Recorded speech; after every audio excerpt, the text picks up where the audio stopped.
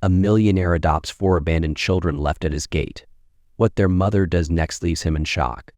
It was a bitterly cold December morning, the kind where frost clings to every surface like fragile lace, and the world feels wrapped in a hushed stillness.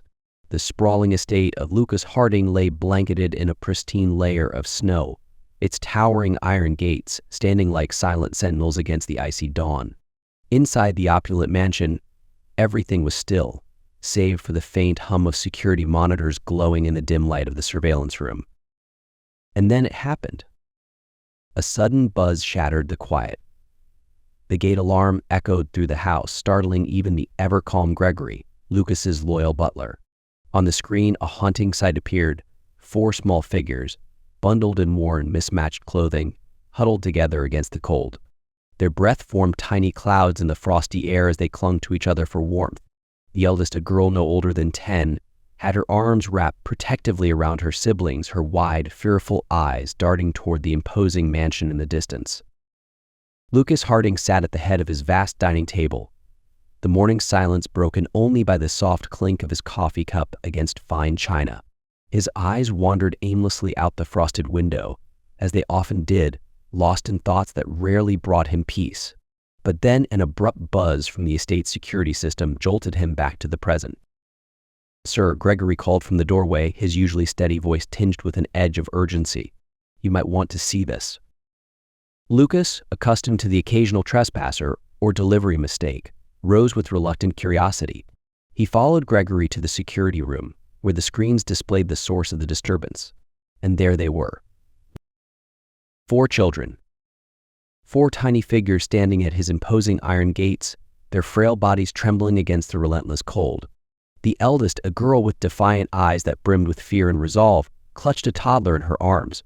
Beside her stood a boy, no older than 8, who held a younger girl's hand tightly, as if letting go might make her disappear. Their clothes thin, patched, and far too light for the bitter weather offered little protection against the biting wind. For a moment, Lucas said nothing, his sharp gaze fixed on the screen.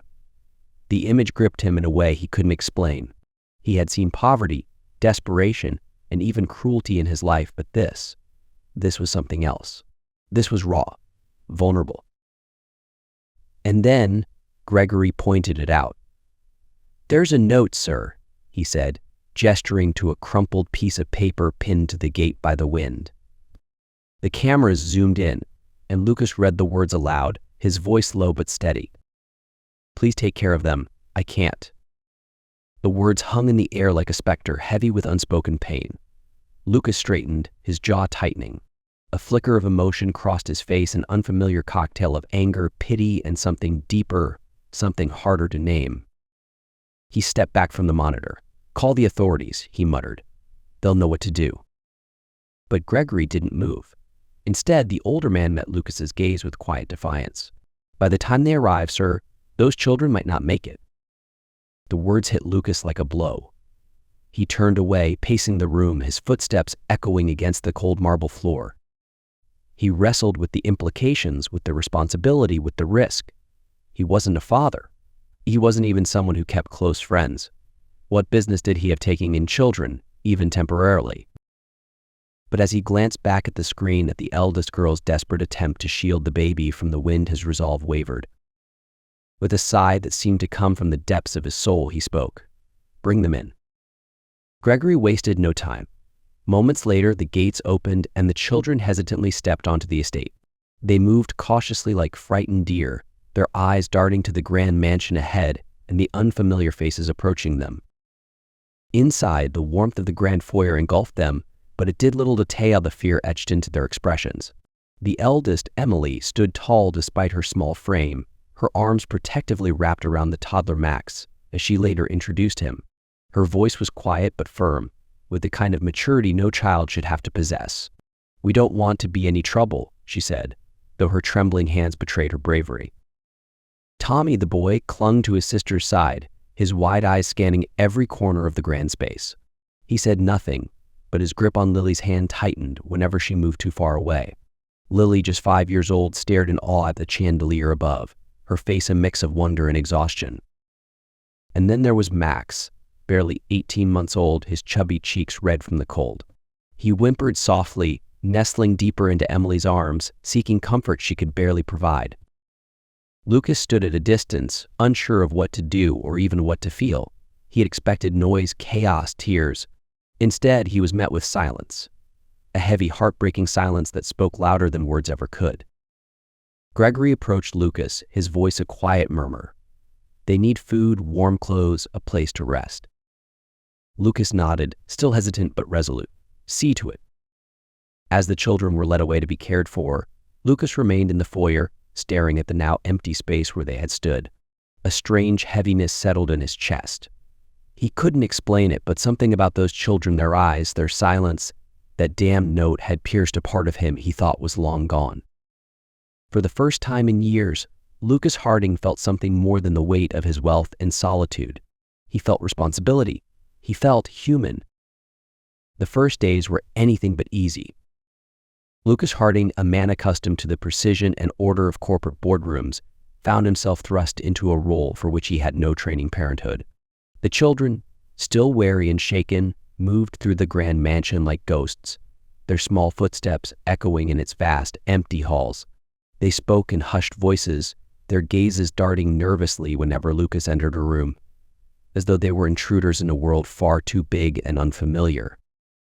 Emily, the eldest, was the most guarded. She kept a watchful eye on her siblings, never letting them stray too far from her sight. At night, she insisted on sleeping in the same room as them, her small frame curled protectively around baby Max's crib. She spoke to Lucas only when absolutely necessary, her words clipped and formal, as if she feared any kindness might come with strings attached. Tommy, on the other hand, was curious but cautious. His eyes often lingered on the intricate paintings and sculptures that adorned the mansion's walls, his imagination clearly racing with questions he didn't dare ask. Lily, just 5, clung to her brother's hand, her wide eyes filled with wonder but her tiny feet reluctant to explore. And Max, sweet, innocent Max, was too young to understand the enormity of their situation. He clung to anyone who held him, his small whimpers breaking the heavy silence. Lucas tried, he really did, but his attempts often fell short. The first morning he decided to cook breakfast himself, a grand gesture to make the children feel welcome. The result was a smoky disaster. Eggs burned to an unrecognizable crisp, pancakes stuck stubbornly to the pan, and the kitchen, once pristine, was left in a chaotic mess. The children stood in the doorway, wide-eyed, unsure whether to laugh or run.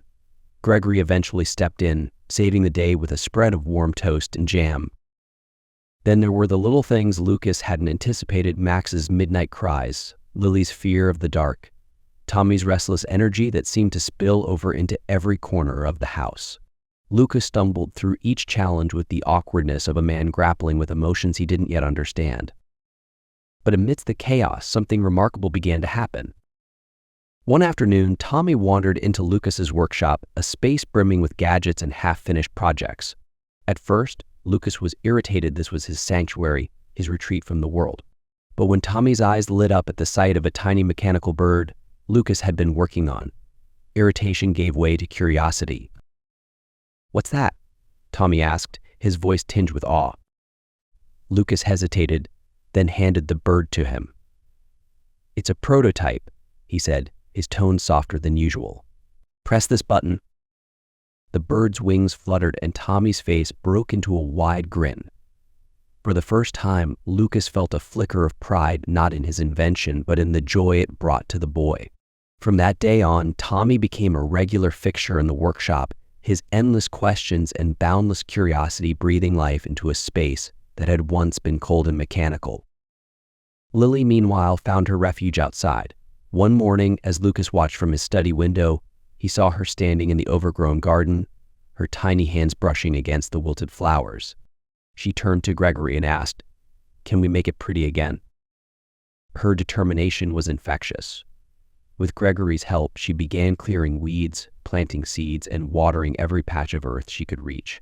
Weeks later, the garden started to bloom, a kaleidoscope of colors that mirrored the light slowly returning to the children's lives. Emily, ever the protector, was the hardest to reach. She maintained her distance, her sharp eyes assessing Lucas with every interaction.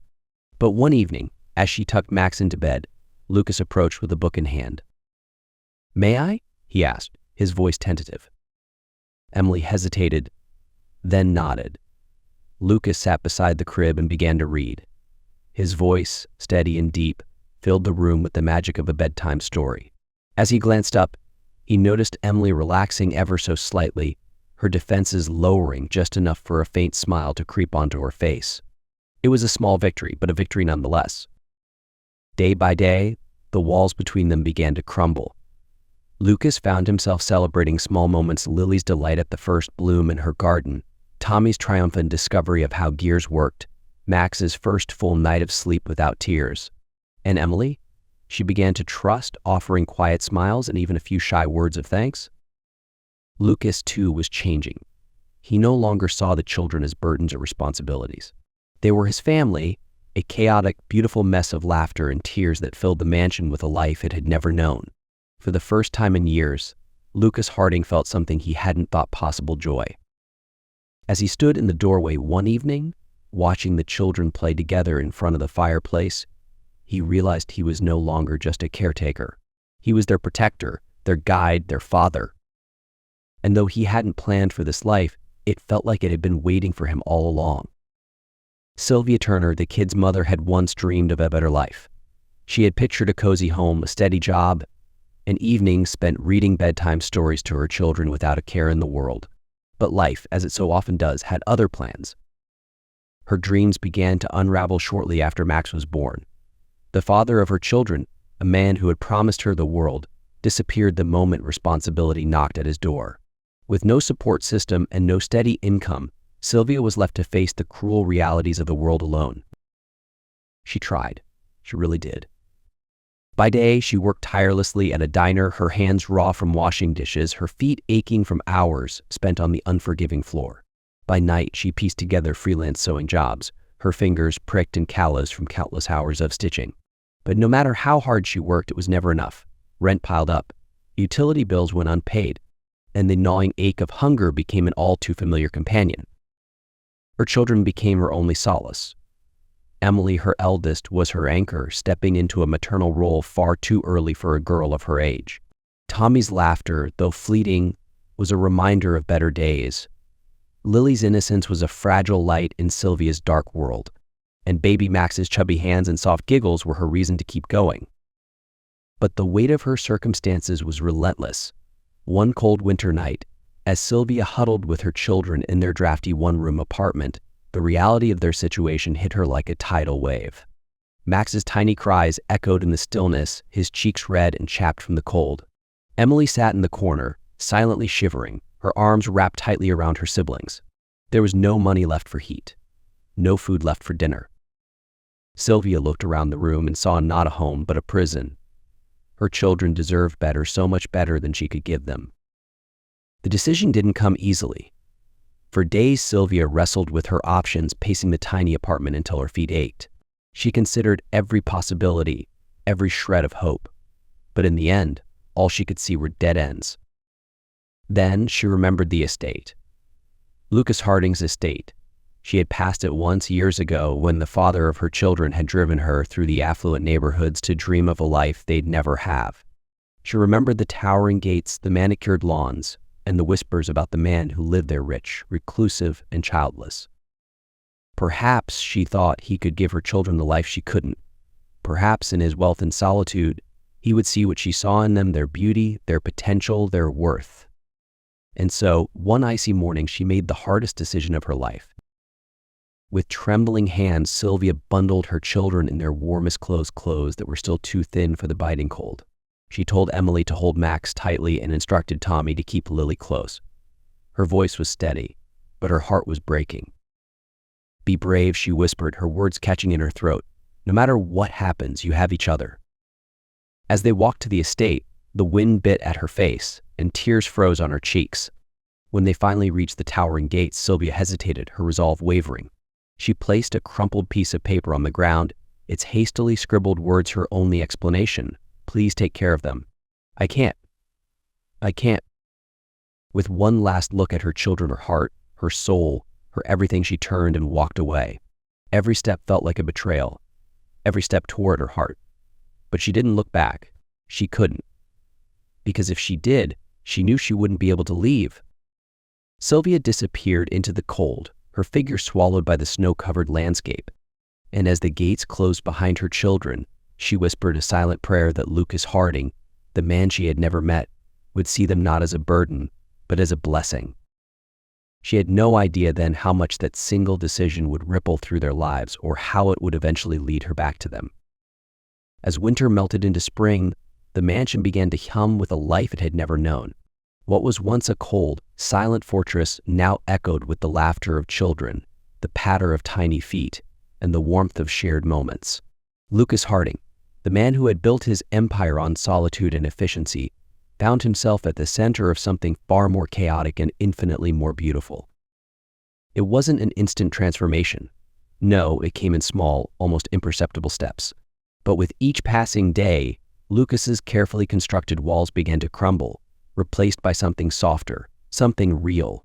Emily, ever the responsible eldest, began to flourish. At school, her teachers remarked on her sharp mind and quiet determination.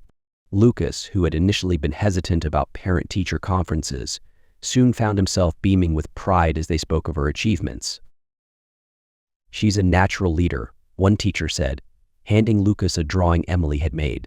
It was a picture of their newfound family, Lucas, her siblings, and herself standing together in the estate's garden. The simplicity of the image struck a chord deep within him. That evening, Lucas placed the drawing on his desk, where it remained as a reminder of how far they had come. Tommy, with his boundless energy and endless curiosity, became a constant presence in Lucas's life. The once quiet workshop was now alive with his chatter and questions. "What does this do?" Tommy would ask, pointing to a tool or half-finished gadget. At first, Lucas found the interruptions frustrating, but soon he realized that Tommy wasn't just asking questions, he was learning, absorbing every detail with a hunger that mirrored Lucas's own childhood curiosity. One afternoon, as they worked side by side on a simple wooden birdhouse, Lucas noticed something remarkable. The boy who had once been shy and cautious now laughed freely, his small hands covered in sawdust, his face lit with joy. For Lucas, the moment was more than just a shared hobby, it was a bond, a connection he hadn't thought himself capable of. And then there was Lily, the dreamer. The garden, once overgrown and forgotten, became her sanctuary. With Gregory's help, she planted seeds and tended to the earth with a patience and care that seemed far beyond her years.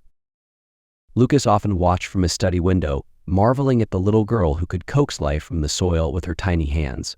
When the first flowers began to bloom vivid reds, yellows, and purples, Lily ran into the house, her face glowing with pride. "Look, Mr. Harding," she exclaimed, holding out a single daffodil. Lucas, he corrected gently, taking the flower from her small hands. He placed it in a glass of water on the kitchen counter, where it became a centerpiece, a symbol of the life they were building together. Through it all, Lucas began to change. He no longer dreaded the mornings or found solace in the silence of his mansion.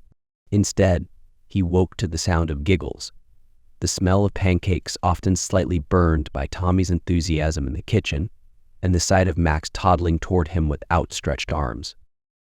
At night, Lucas would sit by the fireplace, a book in his hands, but his attention firmly on the children sprawled across the rug. Emily would be reading aloud, her voice steady and soothing. Tommy would be sketching ideas for their next workshop project. Lily, ever the artist, would be drawing flowers she planned to plant in the garden. And Max, the baby who had once been so fragile, now dozed peacefully in Lucas's lap. It was during one of these quiet evenings that Lucas felt a profound sense of belonging, of peace. He looked around the room, at the children who had once been strangers, but now felt like his very heartbeat, and he realized something he hadn't dared admit before. He was no longer lonely. For years, he had measured his worth in numbers, in achievements, in the cold comfort of wealth. But now, as Emily smiled at him, as Tommy proudly showed him a sketch, as Lily placed another flower in his hand, he understood something deeper. These children, with their laughter and tears, their hopes and dreams, had filled a void he didn't even know existed. They weren't just his responsibility, they were his family. And so, the mansion that had once been a symbol of isolation became something entirely new. It was no longer just a house. It was a home. a place where love in all its messy, imperfect glory could grow. For Lucas Harding, the journey wasn't over. But for the first time in years, he looked forward to the road ahead not because of what he might achieve, but because of who he would share it with. It had been months since the children arrived, and the mansion had settled into a rhythm, a harmony Lucas Harding never thought possible. The days were brighter, the nights warmer, and Lucas had begun to see the world through the eyes of the children, who now called his home their own. But harmony, as life so often proves, is fragile. It was Gregory who answered the door that morning. The moment he opened it, the warmth of the household seemed to evaporate. There, standing on the threshold, was a woman whose face bore a striking resemblance to the children's. Her eyes were sharp, her stance nervous yet defiant. It was Sylvia Turner. "I'm here to see my children," she said, her voice quivering just enough to suggest a mix of desperation and resolve. Gregory hesitated, unsure of how to respond. Before he could decide, Lucas appeared in the foyer, his expression unreadable. The moment their eyes met, Sylvia's demeanor shifted. She softened, tilting her head, as though trying to appeal to Lucas's compassion. "I just need to see them," she insisted, her tone almost pleading. The children's reaction was immediate. Emily froze, her wide eyes filling with disbelief. Tommy hesitated, then bolted across the room to his mother, wrapping his arms around her waist. Lily followed, clutching at Sylvia's skirt, her voice trembling as she whispered, "Mommy?" Even Max, still too young to fully understand, reached out to her with a small, uncertain smile. For a moment, Lucas stood back, watching the reunion unfold. He wanted to feel joy for the children, to revel in the happiness on their faces. But something about Sylvia's presence, her darting eyes, the too smooth way she stroked Max's hair set him on edge. Sylvia knelt down, her arms encircling all four of them. Her words were honeyed, almost rehearsed. "I've missed you so much," she said, her voice breaking just enough to seem genuine. "I thought about you every single day." As the children clung to her, Lucas couldn't ignore the unease creeping into his chest. He noticed how Sylvia's gaze kept flickering toward him, how her hands trembled not with emotion, but with something colder, something calculating. When the children were finally distracted, Tommy showing her a drawing, Lily pulling her toward the blooming garden, Sylvia turned to Lucas. Her warm facade melted away, replaced by something sharper, more direct. "We need to talk," she said, her voice low and firm. They moved to the study, where Sylvia's true intentions became clear. Sitting in one of Lucas's leather chairs, she leaned forward, her hands clasped tightly together. "I'm not here to cause trouble," she began, her tone overly sweet. "But raising 4 children, it's not easy. I did my best, but I couldn't give them what they needed. And now, well, now I see that they're thriving here. You've done well by them." Lucas said nothing, his face a mask of calm as she continued. "But," she added, her voice dropping to a whisper, "I think we both know this arrangement isn't permanent. They're my children. Legally, they're mine." Lucas's eyes narrowed, the weight of her words sinking in. "And what are you suggesting?" he asked, his tone sharp but measured. Sylvia's smile didn't reach her eyes. "I'm suggesting a solution. You want them to stay here, don't you? To have the life I could never give them?" Lucas nodded slowly, his silence urging her to continue. "Then it's simple," she said, her voice turning cold. "Pay me. A one-time sum.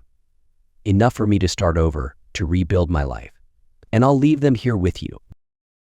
For a moment, Lucas was too stunned to respond. He stared at the woman before him, the mother of the children who had transformed his life, and felt a wave of anger so intense it nearly took his breath away. "You think you can sell your children?" he finally asked, his voice low but filled with fury. "Do you hear yourself?" Sylvia's smile faltered, but she pressed on. "I'm giving you a chance to keep them. Isn't that what you want, what they deserve?" Lucas stood, his imposing figure casting a shadow over her. "They're not pawns in some game," he said, his voice rising. "And if you think you can manipulate me into giving you money, you've underestimated me." Sylvia's demeanor changed again. The pleading, the softness, it all vanished. She straightened, her eyes narrowing. "You think you're untouchable, don't you?" she spat. "But what will people say when they hear that you forced a desperate mother to give up her kids? that you used your money to take them from me." Sylvia's words hung in the air like a dark cloud, her accusation sharp enough to cut through even the calmest demeanor. But Lucas Harding was not a man easily shaken. He stood tall behind his desk, his expression unreadable, though his piercing eyes revealed a storm brewing beneath the surface. "You think you can control this narrative," Sylvia said, her voice laced with venom. "But the world will believe me. A desperate mother forced to abandon her children by a cold, calculating billionaire. The headlines write themselves." For a moment, Lucas said nothing. The silence stretched long enough to make Sylvia shift uncomfortably in her seat. Then, with a deliberate calm, Lucas reached for a leather-bound folder resting on his desk. His movements were measured, almost too slow, as if every second was a calculated move in a game only he could win. "You're right," he said finally, his voice steady, almost unnervingly so. "The world loves a scandal. But do you know what they love even more, Sylvia? The truth." Inside lay the evidence, the building blocks of a defense so unassailable it might as well have been a fortress. Lucas pulled out the first piece, a still photograph from the security footage, showing Sylvia at the gate, her hand clutching the note as she glanced over her shoulder. "This," Lucas began, sliding the photograph across the desk, "is the moment you abandoned your children. It's not just a picture, Sylvia. It's part of a video that shows every second of your decision." Sylvia's face paled, but she quickly masked her fear with defiance. "That doesn't prove anything," she snapped. "I was desperate. I had no choice." Lucas didn't flinch. Instead, he pulled out the note, the very one she had left behind. Its crumpled edges and hastily scrawled words seemed to accuse her louder than Lucas ever could. "You wrote this," he said, his voice quiet but firm. "And I kept it, because I knew one day you might come back. I hoped it wouldn't be like this, but I prepared for it nonetheless." Sylvia's eyes darted to the note, then back to Lucas. Her breathing quickened, her bravado beginning to crack. "It's just a piece of paper," she said, though her voice wavered. "It doesn't mean—" "Stop," Lucas interrupted, his tone sharper now, "because I'm not done." Next, Lucas gestured toward a slim binder filled with testimonies. "My staff," he said, "the people who saw you leave that morning, are prepared to testify. Gregory, the groundskeeper, even the gate security, they all saw you. They all remember."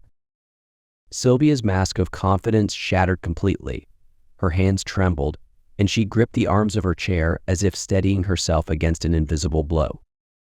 "You underestimated me, Sylvia," Lucas continued, his voice dropping to a near whisper. "You thought you could waltz in here, throw around baseless accusations, and scare me into submission. But you forgot one crucial thing. I don't just protect myself. I protect them." Realizing she was cornered, Sylvia lashed out. "You think you're so righteous," she hissed, standing abruptly. "But you don't know what it's like to struggle, to choose between feeding your children or keeping a roof over their heads. You sit in your mansion, surrounded by your wealth, and you dare to judge me." Lucas's expression softened, but only slightly. "I'm not judging you for struggling," he said, his tone calm but resolute. "I'm judging you for trying to sell your children." Sylvia recoiled as if struck. Tears filled her eyes, not of remorse, but of frustration and defeat. She turned toward the door, pausing only to deliver one final, venomous remark. "This isn't over, Lucas," she spat. "You may have won this round, but don't think for a second you've won the war." The door slammed behind her, the sound echoing through the mansion like the toll of a distant bell. Lucas remained still for a moment, his hands resting on the desk, his breathing steady but deliberate. The confrontation was over, but the emotional weight of it lingered. In the hallway, Emily stood frozen, her small frame hidden behind the doorframe. She had heard enough to piece together the gist of the argument, and fear gripped her heart. What if Sylvia came back? What if she took them away? Lucas found her there moments later, her wide eyes brimming with tears. "Is it true?" she asked, her voice trembling. "Can she take us away?" Lucas knelt before her, his hands gently resting on her shoulders. "Emily," he said softly, his voice filled with reassurance, "listen to me. No one is going to take you or your siblings away. You are safe here. This is your home now. I promise." His words, steady and firm, began to ease the fear etched into her face. She nodded slowly, allowing herself to believe him. Then, without a word, she leaned into his chest and Lucas wrapped his arms around her, holding her as if he could shield her from the world. In that moment, Lucas realized the depth of his commitment, not just to protecting these children, but to giving them a life where they would never have to question their safety, their worth, or their place in his home. And though the battle with Sylvia might not yet be over, Lucas knew he had already won the war that mattered most, the war for their trust, their love, and their future. The decision to formally adopt the children was not a difficult one for Lucas Harding. It was, in fact, the easiest decision he had ever made. For months, they had been his family in every way that mattered. Now it was time to make it official. The day he signed the adoption papers, the mansion seemed brighter, as if the very walls had come alive to celebrate. Emily, Tommy, Lily, and Max were no longer just guests in his home, they were his children, bound not by blood but by love and commitment. For Lucas, the papers weren't just legal documents, they were a promise that he would protect, nurture, and love them for the rest of his life. But Lucas wasn't done. There was one more chapter to close, a chapter that had haunted him since Sylvia's return. He knew the children's love for their mother hadn't diminished, even after everything. And as much as he wanted to guard them from any future pain, he also knew that healing required understanding. So one afternoon, Lucas invited Sylvia back to the estate, not as an adversary, but as a mother. The meeting was tense at first, filled with guarded words and lingering mistrust.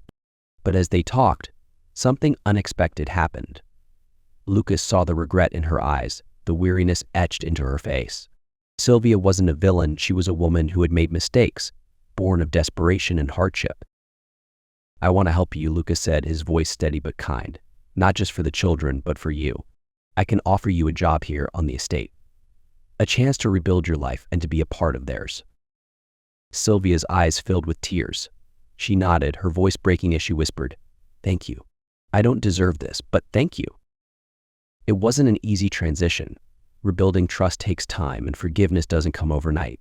But little by little, the family began to heal. Sylvia threw herself into her new role on the estate, working diligently and proving to both Lucas and the children that she was committed to change.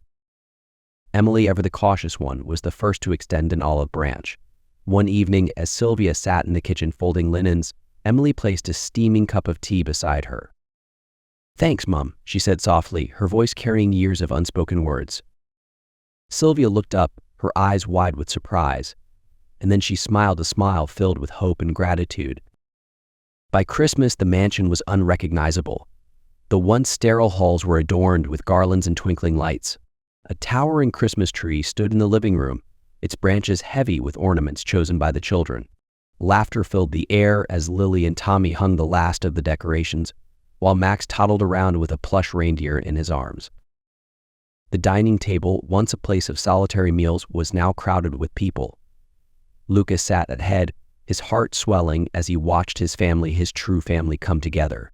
Sylvia sat beside him, helping Lily untangle a strand of tinsel, while Emily carved the roast with meticulous care. Even Gregory, ever the stoic butler, couldn't hide his smile as he served dessert. As the evening drew to a close, Lucas stood and raised his glass. The room fell silent, all eyes on him. "This year," he began, his voice thick with emotion, "has been the most unexpected, challenging, and rewarding of my life. You've all taught me what it means to truly love, and for that I thank you."